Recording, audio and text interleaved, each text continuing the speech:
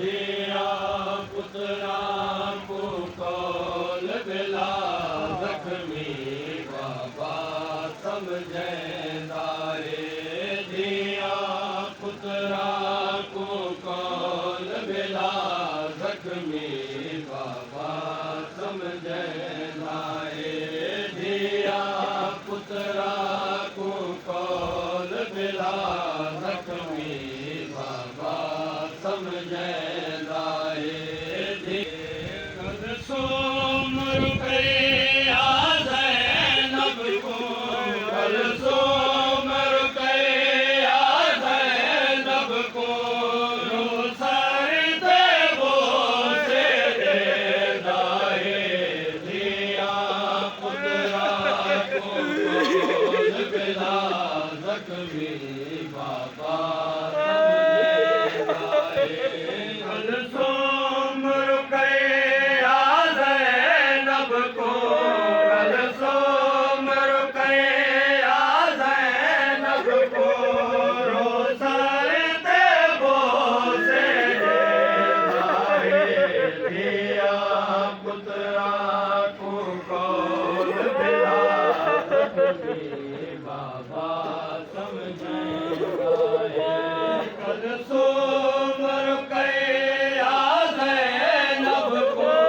कद सोम रुपया ज़ैनब को रोसर देवो से देदा है धिया पुत्रा को कौल बिला जख्मी बाबा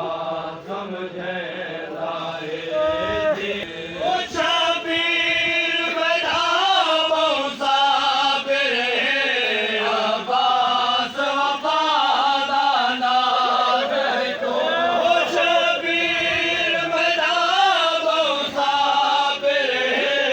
अब्बास वफादाना है तो ज़ैनब दात गाज़ी देहत ज़ैनब दात गाज़ी देहत विच देके पार देदा है धिया पुत्रा को कौल बिला जख्मी बाबा समझेंदा है धिया पुत्रा को कौल बिला जख्मी बाबा समझेंदा है ओए वक्त बदल तेरा दे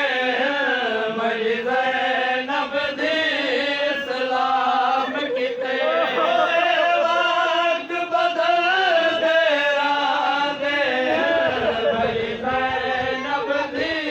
इस्लाम किते शाम च तुर से बेपर्दा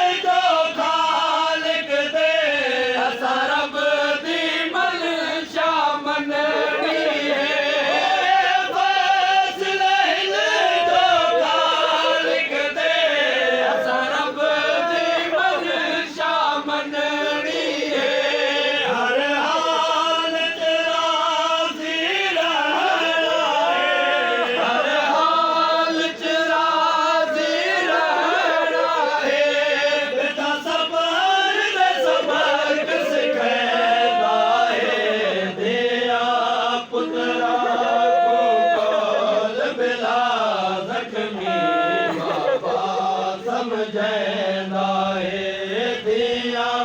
पुत्रा को कौन बिला जख्मी बाबा समझंदा है ओ बनता है दीपतिया बाबे को भाई ज़ैनब सैन ने जो मंज़र बनता है दीपतिया बाबे को भाई ज़ैनब सैन ने जो मंज़र अज प्यूं दी लाश ते रोंदी है अज प्यूं दी लाश ते रोंदी है पिया बाबा साथ छुड़ैंदा है दिया पुत्रा को कौन बिला जख्मी बाबा समझंदा है दिया पुत्रा को कौन बिला जख्मी बाबा समझंदा है दिया पुत्रा को कौन बिला जख्मी बाबा समझंदा है।